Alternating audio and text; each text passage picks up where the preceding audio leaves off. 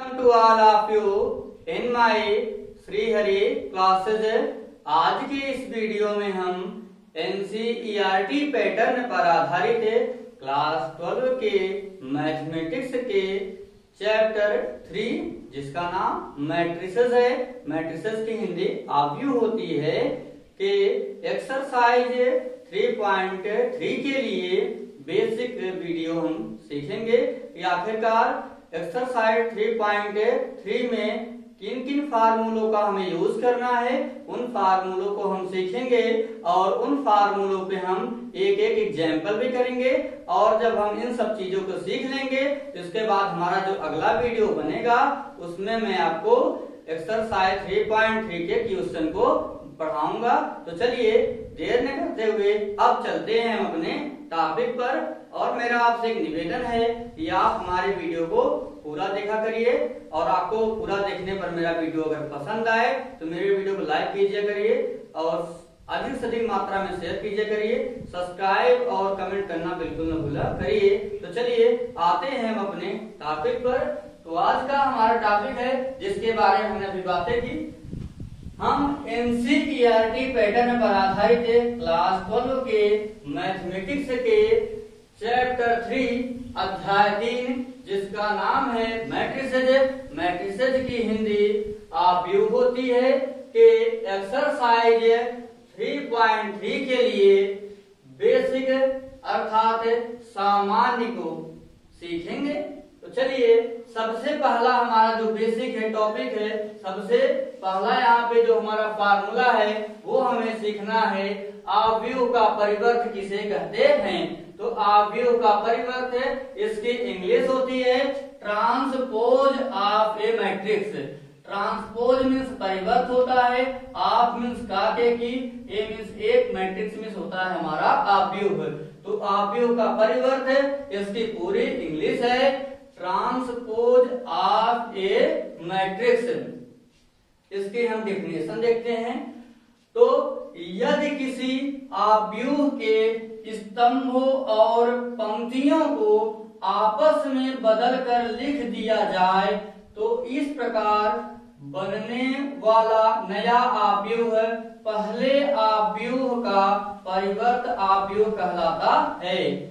यदि किसी आव्यूह के स्तंभों और पंक्तियों को आपस में बदलकर लिख दिया जाए तो इस प्रकार बनने वाला नया आव्यूह पहले आव्यूह का परिवर्त आव्यूह कहलाता है। ये हमारे आव्यूह के परिवर्त की डिफिनेशन है। और अब इसका हम मैथमेटिकल डिफिनेशन देखते हैं। तो इन मैथमेटिकल वर्ड्स, यदि A इज इक्वल टू आव्यूह में Aij m इंटू n हो, यदि A इज इक्वल टू आव्यूह में Aij m इंटू n हो तब A dash is equal to अर्थात A का परिवर्त आव्यूह बराबर आव्यूह में Aj n इंटू m होगा। ध्यान दीजिए इसके मैथमेटिकल जो डेफिनेशन है वो है यह है, यदि A इज इक्वल टू आव्यूह में Aij m इंटू m हो तब A का परिवर्त अर्थात A dash is equal to हमारा होगा आव्यूह में Aj n इंटू m। अर्थात ध्यान दीजिए यहाँ पे जो m है, यहाँ पे जो m है यह पंक्तियों की संख्या है, r1 है। ये पंक्तियों की संख्या क्या है हमारा r है, क्योंकि पंक्ति को कहते हैं रो। इसकी स्पेलिंग क्या होती है रो, रो मीन्स क्या होता है हमारा पंक्ति, इसलिए इसको किससे दिखाएंगे r से डिनोट करेंगे, r से दिखाएंगे। और यहाँ पे जो हमारा n है हमारा कॉलम COLU m कॉलम को कहते हैं स्तंभ, इसलिए इसको दिखाएंगे हम C से। और यहाँ पे जो Aij लिखा गया है इसमें Aij अवयवों की संख्या है। ध्यान दीजिए यहाँ से क्या हुआ Aj हो गया, यहाँ पे Ij था, यहाँ पे क्या हो गया Ji। A का परिवर्त आव्यूह बना तो A डैश बराबर हमारा हुआ ए जे आई, यहाँ पे ए आई जे था और यहाँ पे हो गया ए जे आई। और जो यहाँ पे रो था, रो मीन्स पंक्ति थी, पंक्ति जो है इधर यम, पंक्ति हमारी यम थी, अब यम क्या हो गई इधर थी अभी, अब कहाँ आ गई इधर आ गई, अर्थात आर हमारा यहाँ पे हो गया। ध्यान दीजिए अब आर कहाँ आ गया, यहाँ पे आ गया। और जो ये कॉलम था स्तंभ था ये क्या हो गया इस तरफ आ गया। तो आपस में क्या हुआ, इनका बदलाव हुआ। जो यहाँ पे पंक्ति था, पंक्ति चली गई स्तंभ की जगह पे और स्तंभ चला आया पंक्ति की जगह पे। इस तरीके से इसकी मैथमेटिकल डिफिनेशन होती है। इन मैथमेटिकल वर्ड्स यदि a इज इक्वल टू आप यू में ए आई जे एम इंटू एन, ये कोटि होती है एम इंटू एन, माने पंक्ति गुणे स्तंभ होता है, जिसे कोटि कहते हैं या क्रम कहते हैं, हो तब आव्यूह ए का परिवर्त है, अर्थात ए डैश बराबर ए जे आई एन इंटू एम होगा। अब हम इस पे एक एग्जाम्पल करते हैं। यहाँ पे हमने अब क्वेश्चन को लिख दिया है। क्वेश्चन है हमारा यदि a इज इक्वल टू आव्यूह में 5 6 7 8, ध्यान दीजिए यदि a इज इक्वल टू आव्यूह में 5 6 7 8 हो तो a डैश ज्ञात कीजिए, अर्थात a का परिवर्त आव्यूह है a डैश ज्ञात कीजिए। तो ध्यान दीजिए अब हम इस प्रश्न का सलूशन करेंगे।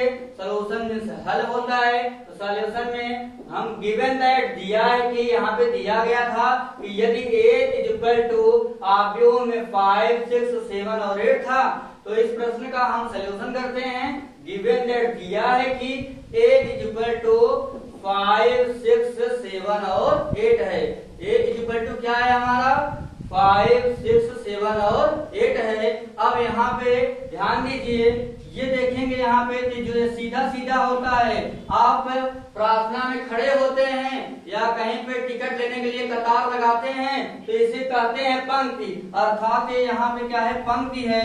और इसे क्या कहेंगे R1, जो कि पंक्ति की स्पेलिंग क्या होती है रो होती है।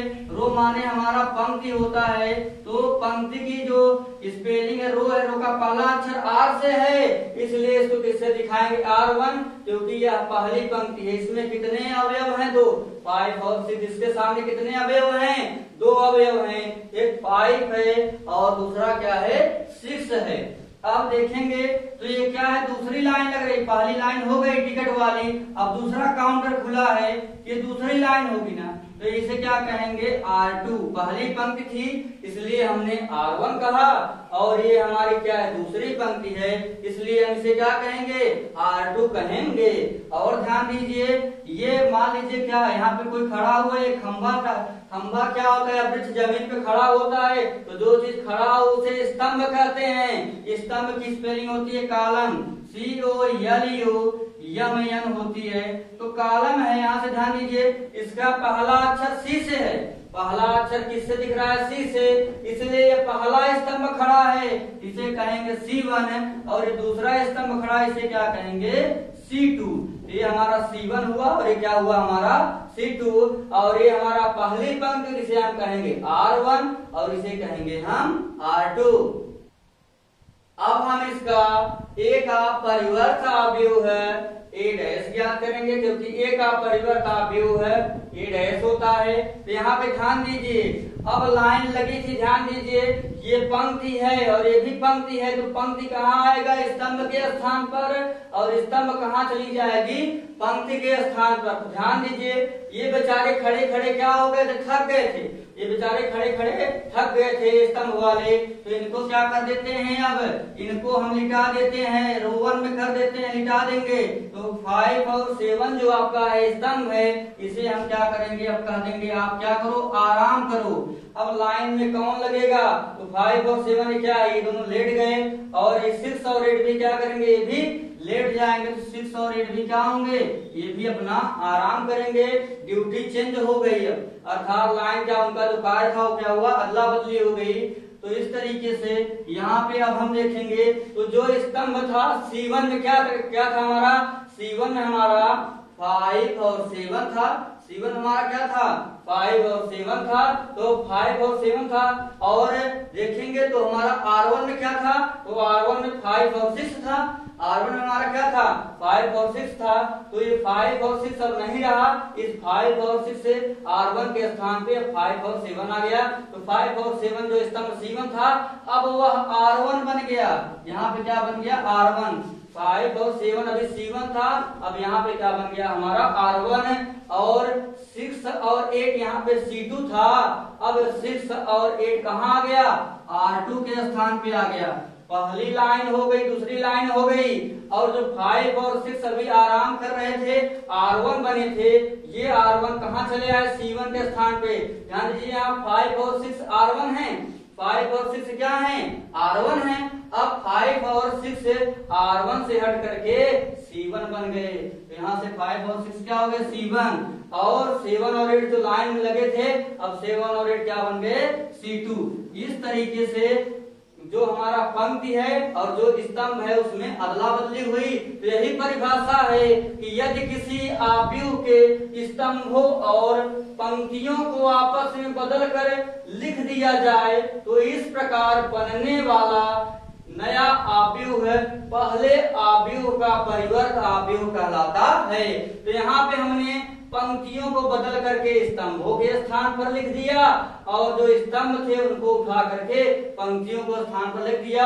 यहाँ पे हमने अदल बदल कर लिख दिया, इसलिए जो ए आव्यूह दिया गया था ए का परिवर्त आव्यूह ए डैश हुआ, और इस तरीके से ए में अवयव है 5 6 7 8, और अब इसमें हो गए ए डैश में 5 7 6 और 8 हो गए। तो इस तरीके से जो यहाँ पे पंक्तियों में थे वो स्तंभों में आ गए, और जो स्तंभों में थे वो कहाँ चले गए पंक्तियों में। अदला बदली इस प्रकार से होती है। और हम आपसे ये कहेंगे कि आप इन सब चीजों को नोट करते जाएंगे, जिससे क्या हो कि हम अपने वीडियो को आगे बढ़ाते रहेंगे। अब हम दूसरा क्वेश्चन सीखते हैं। क्वेश्चन नंबर 2 पर आते हैं। यहाँ क्वेश्चन नंबर 2 में दिया गया है निम्न आव्यूह का ध्यान दीजिए, निम्न आव्यूह का यहाँ पे परिवर्त आव्यूह ज्ञात कीजिए। निम्न आव्यूह का परिवर्त आव्यूह ज्ञात कीजिए। यहाँ पे दिया गया है आव्यूह दिया गया है A इज इक्वल टू आव्यूह में 1 - 2 0 1 2 - 7 2 7 4 6 3 और 8। तो यहाँ पे देखेंगे तो ये क्या है, ये हमारा रो 1 है, पहली लाइन लगी हुई है। ये क्या हुआ है हमारा रो 2 है, और ये क्या है हमारा रो 3 है। क्या है तीसरी लाइन लगी हुई है, यानी क्या पहली पंक्ति, ये हमारा दूसरी पंक्ति है, और ये हमारा क्या है तीसरी पंक्ति है। इसी तरीके से यहाँ पे देखेंगे ये हमारा क्या होगा, पहला स्तंभ होगा C1 होगा, पहला कॉलम होगा, ये दूसरा कॉलम C2 होगा, और यहाँ पे ये हमारा तीसरा कॉलम C3 होगा, और देखेंगे तो हमारा ये चौथा कॉलम C4 होगा। तो ये पहला पंक्ति हुआ, ये दूसरा पंक्ति हुआ, ये तीसरा पंक्ति हुआ, ये पहला स्तंभ हुआ, दूसरा स्तंभ हुआ, तीसरा स्तंभ हुआ, और चौथा स्तंभ हुआ। तो अब हम इस प्रश्न का सलूशन करते हैं। अब हम इस प्रश्न का सलूशन करते हैं। तो गिवन दैट दिया है कि A इज इक्वल टू आव्यूह में 1 - 2 0 1 2 - 7 2 7 4 6 3 और 8। यहाँ पे बताया ना आपको कि ये क्या होगा पहली लाइन, अर्थात क्या होगा हमारा रो 1 पहली पंक्ति, ये दूसरी पंक्ति होगी, तो क्या है हमारा R2 है, और ये तीसरी पंक्ति है, ये कहेंगे ये क्या है हमारा R3 है। और इसी तरीके से ये देखेंगे ये हमारा क्या है पहला कॉलम है, और यहाँ पे देखेंगे तो हमारा दूसरा कॉलम है, ये देखेंगे तो हमारा तीसरा कॉलम है, और ये देखेंगे हमारा चौथा कॉलम है। तो ध्यान दीजिए जो पंक्तियां होंगी वो कॉलम के स्थान पे आएंगी और जो हमारे कॉलम होंगे वे पंक्तियों के स्थान पर जाएंगे। तो प्रश्न आपने नोट कर लिया होगा। अब यहाँ से इसका सलूशन हम यहाँ आपको करके दिखाते हैं। तो ए बराबर अवयव में ये सब दिया गया है, ये सब अवयव दिए गए हैं। अब इसका हम परिवर्त अवयव निकालते हैं। तो लिखेंगे हम ए का परिवर्त अवयव है, ए का परिवर्त अवयव है ए डैश इज इक्वल टू, ए का परिवर्त अवयव ये ए है, इसका किससे दिखाएंगे, ए डैश से दिखाएंगे। तो ए डैश बराबर हम करेंगे, यहाँ पे हम बनाएंगे अपना ये अवयव बनाएंगे। तो ध्यान दीजिए ये लोग खड़े खड़े थक चुके हैं, स्तंभ वाले खड़े खड़े थक चुके हैं। स्तंभ में कौन है, पहले स्तंभ में 1 2 4 है, ये थक गए हैं। इन्हें लाइन में लगा दीजिए, लाइन में लेट करके आराम करें। तो ये 1 2 4 है, तो ये 1 2 4 कहाँ लाएंगे, 1 2 4 किसमें कर देंगे हम, रो 1 में। किसमें कर देंगे, रो 1 में। हमने स्तंभ C1 को उठाया और कहाँ कर दिया, इस रो 1 के स्थान पे। C1 कहाँ चला आया, रो 1 के स्थान पे आ गया। अब हम उठाते हैं C2 को, ये भी थक गया है बेचारा खड़े खड़े। तो C2 को उठाते हैं और ले आके यहाँ रखेंगे। तो C2 में -2 -7 और 6, यहाँ लिख देंगे -2 -7 और 6। इसके बाद C3 भी खड़े खड़े थका है बेचारा, इसको भी लिटा देते हैं। तो ये हमारा पहला R1 हुआ और ये कितना हो गया हमारा R2। अब C3 को उठाएंगे, जिसमें है 0 2 3, यहाँ हम लिखेंगे 0 2 और 3। C4 भी थका है, अरे ये सब थक गए हैं, ये नहीं थका, वे भी संग नहीं खड़ा था। ये होगा 1 7 8, यहाँ हम लिख देंगे 1 7 8। ये R1 हुआ, ये R2 हुआ, ये हमारा क्या होगा, R3 होगा और ये हमारा क्या होगा, R4 होगा। अब ध्यान दीजिए ये तो पंक्तियां हो गई, अब हमारा स्तंभ भी तो होना चाहिए।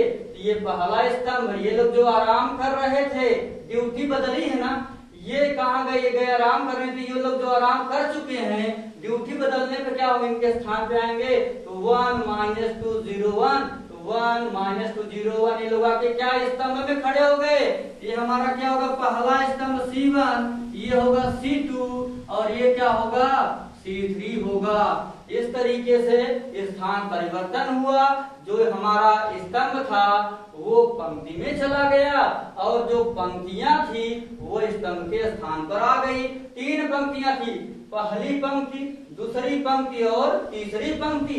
यहाँ पे पहला कॉलम, दूसरा कॉलम, तीसरा कॉलम, पंक्तियां अब आ गई स्तंभ के स्थान पे। और 4 जो है स्तंभ थे, C1 C2 C3 और C4, ये सब C1 C2 C3 C4 क्या बन गए, R1 R2 R3 और R4। इसका भी ऑर्डर देखेंगे, इसकी भी कोटि देखेंगे। तो कितने रो हैं, 1 2 3, यहाँ लिखेंगे क्या 3 into। इसके बाद कितने स्तंभ हैं, 1 2 3 और 4, तो 3 into 4। लेकिन यहाँ पे अब हम देखेंगे तो रो क्या होगा, ये भी क्या होंगे, बदलेंगे। हमने यम गुणे यन किया था, फिर यन गुणे क्या किया था, यम। तो फिर हम इसको क्या करेंगे, यानी जो हमारा यन है इसको यम के स्थान पे लाएंगे और यम को यन के स्थान पे ले जाएंगे। तो ध्यान दीजिए यहाँ पे कितनी पंक्तियां हैं, ये R1 है, ये R2 है और ये क्या है, R3 है और ये क्या है हमारा R4 है। अब पहले पंक्ति को लिखते हैं, तो पहले पंक्ति लिखेंगे तो हमारा क्या हो जाएगा, यहाँ पे कितनी पंक्तियां हैं, 1 2 3 और 4, तो 4 गुणे। और स्तंभ कितने हैं, तो पहला स्तंभ, दूसरा स्तंभ और तीसरा स्तंभ, कितना हो जाएगा, 1 2 और 3, तो कितना हो जाएगा, 4 गुणे 3। ध्यान दीजिए 3 गुणे 4 था, अब 4 गुणे 3 हो गया, अर्थात इसमें भी बदलाव हुआ है। तो पंक्तियां जो स्तंभ थे वो पंक्ति के स्थान चले गए और जो क्या पंक्तियां थी वो स्तंभ के स्थान पर चली आई। इस तरीके से इस अवयव ए का परिवर्त अवयव है ए डैश हमें प्राप्त हुआ। अब हम अवयव के परिवर्त गुणधर्म सीखेंगे कि अवयव के परिवर्त का गुणधर्म क्या होता है। तो इसकी स्पेलिंग होती है properties of transpose of matrix. Properties means होता है गुणधर्म होता है, ऑफ मीन्स का के की, ट्रांसपोज मीन्स परिवर्त होता है, ऑफ मीन्स का के की, और मैट्रिक्स मीन्स होता है हमारा आव्यूह होता है। तो ट्रांसपोज आव्यूह के परिवर्त गुणधर्म properties of transpose of matrix. तो किन्हीं दो आव्यूहों, मान लीजिए एक आव्यूह हमारा ए दिया गया है और दूसरा आव्यूह बी दिया गया है, तो आप किन्हीं दो आव्यूहों ए तथा बी के लिए हम पहला प्रॉपर्टी देखेंगे आव्यूह के परिवर्त की। तो पहला ए है, ए प्लस बी ब्रैकेट में A plus B dash is equal to हमारा हो जाएगा A dash plus B dash, अर्थात ए प्लस बी का परिवर्त ऐसा लिखा रहे तो बराबर होगा ए का परिवर्त प्लस बी का परिवर्त, अर्थात ए प्लस कोष्ठक में A plus B dash is equal to A dash plus B dash. इसको हम ऐसा लिख सकते हैं, जो इसका मान आएगा वही इसका भी मान आएगा। पहले हम अगर मान लीजिए ए दिया है और बी दिया है तो और ए और बी को जोड़ेंगे और इसका ए और बी के जोड़ने के बाद इसका हम पहले जोड़ लेंगे, जोड़ने के बाद फिर जो मान आएगा उस मान का हम ए प्लस बी का परिवर्त निकालेंगे। तो जो हमारा फिर हम इसके बाद यहाँ पे ए दिया गया है तो ए का परिवर्त निकालेंगे और बी का परिवर्त निकालेंगे। निकालने के बाद जब दोनों को जोड़ देंगे तो जो मान यहाँ पर आया है वही मान यहाँ पर भी आएगा। इसके बाद दूसरे पे आते हैं बी ऑप्शन पे।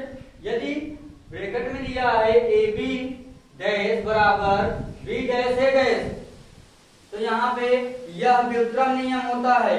ये हमारा क्या होता है?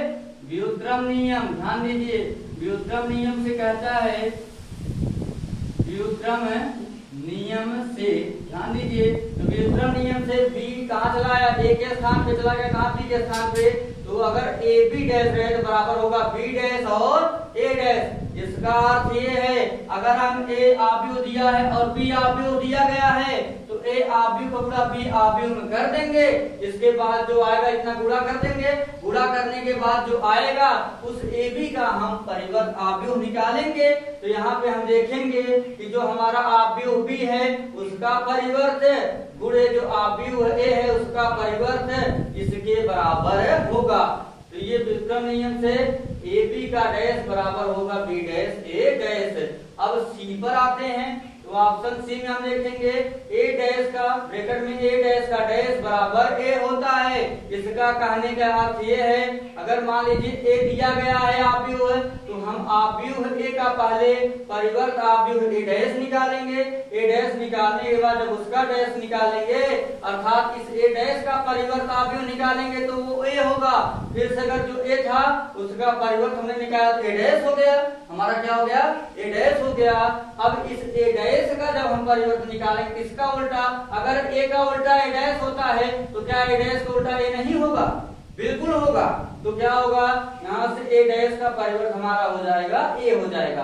अब आते हैं हम ऑप्शन डी पर। ऑप्शन डी में दिया गया है कोष्टक में के ए डैश इज इक्वल टू के ए डैश। यहाँ पे जो हमारा के है, जहाँ के एक अचर राशि है, जहाँ के आपका क्या है? एक अचर राशि है। दो प्रकार की राशियां होती हैं, एक चर राशि होता है, एक अचर राशि होता है। चर राशि क्या होती है? ध्यान दीजिए, चर राशि इसके बारे में ध्यान देंगे तो जो हमारा X Y Z A B C ऐसे पी क्यू आर ये सब जो होते हैं ये अचर राशियां कहलाती हैं, चर राशियां कहलाती हैं। X Y Z A B C और पी क्यू आर इसी तरीके से और डॉटेड हो सकती हैं, ये हमारी चर राशियां कहलाती हैं। और अचर राशि क्या होती है? तो ध्यान दीजिए, जितनी भी संख्याएं होती हैं, जितनी भी संख्याएं होती हैं सभी हमारी अचर राशियां कहलाती हैं। चाहे 0 1 2 3 -1 -2 -3 ये सभी क्या है? अचर राशि हैं। संख्याएं अचर राशियां कहलाती हैं। X Y Z A B C P Q R और सभी चर राशियां कहलाती हैं। तो ऑप्शन डी है हमारा कोष्टक में KA dash is equal to KA dash. इसका अर्थ ये है कि जो K दिया गया उसका हम A में आव्यूह A दिया रहे और उसमें हम K कोई 1 2 3 4 दिया रहे तो आव्यूह A में पहले हम 1 2 3 4 से गुणा करेंगे। इसके बाद जो आएगा, जो यहाँ पे K और A में गुणा करने पे आएगा, उस KA का हम निकाल लेंगे परिवर्त। उसका क्या निकाल लेंगे? परिवर्त था वो KA डैश हो जाएगा। जैसे A का A डैश होता वैसे ही क्या करेंगे, इस KA का KA डैश निकाल लेंगे। कहने का अर्थ ये है कि इसमें जो आव्यूह में, इसके आव्यूह में जो स्तंभ होगा और जो पंक्ति होगा तो पंक्ति के अवयव स्तंभ के स्थान पर आएंगे और स्तंभ के अवयव पंक्ति के स्थान पर जाएंगे। बराबर करेंगे जो हम K और A पहले क्या करेंगे, यहाँ पे A डैश है पहले, अर्थात A का हम क्या निकालेंगे? परिवर्त आव्यूह A डैश निकाल लेंगे। इसके बाद जो आएगा उसमें इस K का गुणा करेंगे तो जो K यहाँ पर है वही K यहाँ पे भी रहेगा, अर्थात यहाँ 2 है यहाँ भी 2 रहेगा तो उसका हम गुणा करेंगे। ये दोनों मान भी क्या आएंगे? बराबर आएंगे। इस तरीके से आव्यूहों के 4 गुणधर्म होते हैं। इन चारों गुणधर्म के ऊपर हमारा जो अगला वीडियो होगा आप उस वीडियो का इंतजार कीजिएगा।